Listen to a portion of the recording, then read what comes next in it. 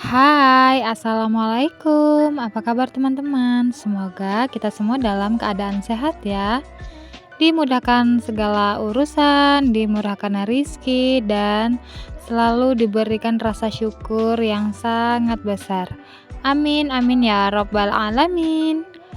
Oke teman-teman, video kali ini aku mau nge-share ya sama teman-teman. Kali ini untuk budgeting anak kos ya, karena ada request ya dari salah satu teman yang ada, di video aku ya. Dia komen di kolom komentar dan, minta tolong dibuatin untuk budget anak kos dengan penghasilan per bulannya 1,2 juta rupiah. Oke teman-teman, jadi di sini aku mau bantuin ya. Semoga ini bisa membantu kakaknya dan bermanfaat buat kamu, siapapun itu yang menonton video ini. Oke, sebelum ke videonya, aku mau ngucapin dulu nih terima kasih banyak ya buat kalian semua yang udah subscribe aku, yang selalu dukung channel sederhanaku ini dengan cara like, komen positif, dan nge-share video aku. Aku ucapin terima kasih banyak ya. Semoga rezeki kalian semakin banyak dan apa yang kalian impikan itu segera terwujud ya teman-teman.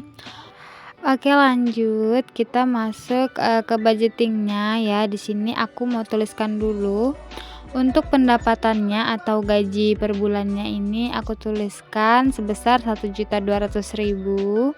dengan kewajibannya untuk bayar uang kos itu per bulannya 350.000 rupiah. Di sini aku kurangkan dulu ya pendapatan dan kewajibannya. Setelah aku kurangkan, ini adalah sisa gajinya sebesar 850.000 rupiah. Nah, sisa gaji inilah yang akan kita buat budgetingnya teman-teman. Karena aku untuk lengkapnya itu tidak tahu ya teman-teman. Dan aku emang mohon maaf banget, aku itu nggak yang nanya gitu sama kakaknya. Jadi aku di sini hanya mengira aja ya teman-teman. Jadi untuk persentase nantinya yang aku gunakan dan juga nominalnya maupun kategorinya ini bisa disesuaikan aja lagi. Oke, jadi untuk budgeting kali ini aku gunain persentase. Nah, untuk kebutuhan di sini aku gunakan sebesar 60% dari gajinya teman-teman, yaitu sebesar 510.000 per bulan. Yang mana 510.000 ini aku bagi lagi menjadi beberapa kategori. Yang pertama itu adalah untuk kategori makan ya. Di sini aku budgetin per bulannya sebesar 360.000 rupiah. Transportasi ini 100.000 rupiah dan belanja bulanan 50.000 rupiah. Oke teman-teman, jadi di sini untuk kategori makannya tadi ini aku mau kasih rincian gitu ya teman-teman. Kalau teman-teman sekiranya nanti bingung nih 360.000 untuk satu bulan, gimana nih cara belanjanya gitu ya. Jadi ada dua pilihan. Yang pertama teman-teman bisa belanjakan untuk kebutuhan makan itu per hari dijatah aja gitu ya 12.000 per hari ya. Cukup nggak cukup itulah dianya yang akan teman-teman belanjakan untuk makan. Kemudian ada yang kedua ini, kalau teman-temannya rajin bisa masak ya di kosan gitu. Ataupun teman-teman bisa punya satu aja ya alat masak, misalnya Magicom gitu ya.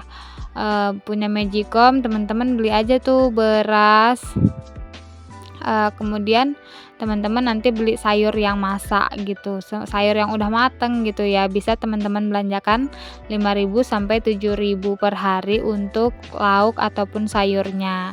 Kalau untuk nasinya ini teman-teman masak aja di rumah gitu kan, karena kan juga berasnya udah dibeli.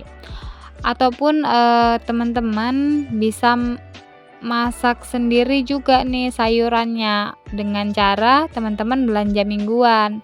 Nah, untuk dana yang 210.000 ini sisa dari beli beras, ini teman-teman bagi menjadi 4 minggu gitu ya. Misalnya dalam satu minggu itu teman-teman bisa belanjakan lauk dan sayuran ataupun perbumbuannya ini dengan budget 50.000 per minggu. Nah, untuk saran aku yang 50.000 per minggu ini gimana caranya harus teman-teman sisain gitu, karena kan kita nggak tahu nih misalnya dalam minggu itu tiba-tiba pengen masak yang lain gitu ya. Jadi usahain untuk tidak dihabiskan yang 50.000-nya. Oke, setelah kita selesai budgetin untuk kebutuhannya ya, lanjut lagi kita budgetin untuk di sini aku budgetin keinginan ya teman-teman. Jadi untuk keinginan ini aku budgetin 30% dari gaji, yaitu sebesar Rp255.000. Untuk budget keinginan ini ada beberapa kategori teman-teman. Yang pertama itu ada sedekah. Di sini aku budgetkan aja. Aku ngambilnya dari 2,5% gaji gitu teman-teman. Jadi aku budgetkan Rp30.000. Kemudian ada kuota ataupun internet, ini per bulannya 55.000.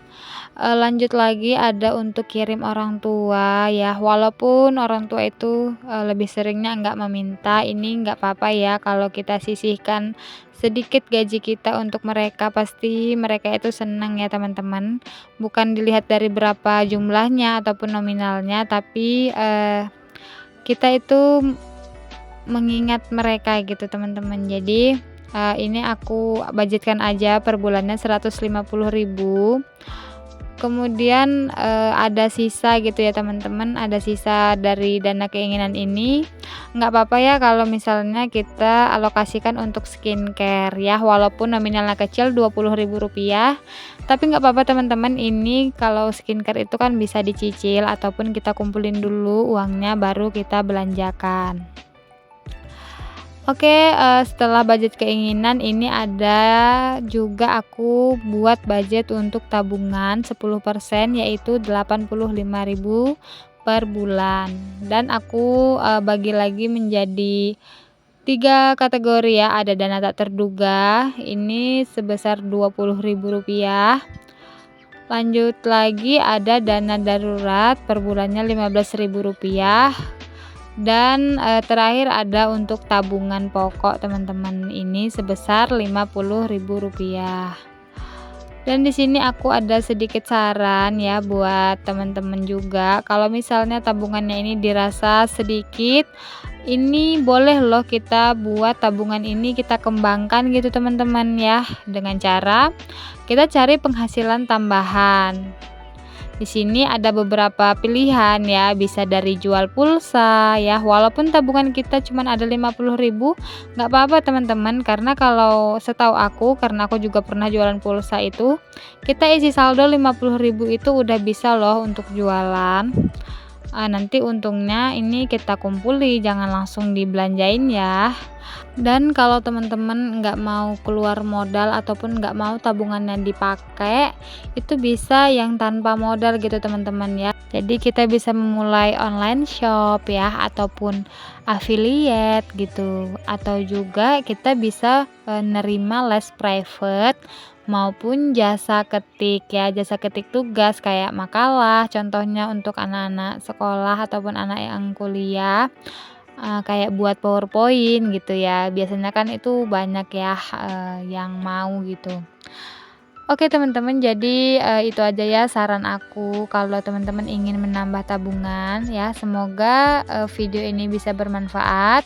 Sampai ketemu di video selanjutnya.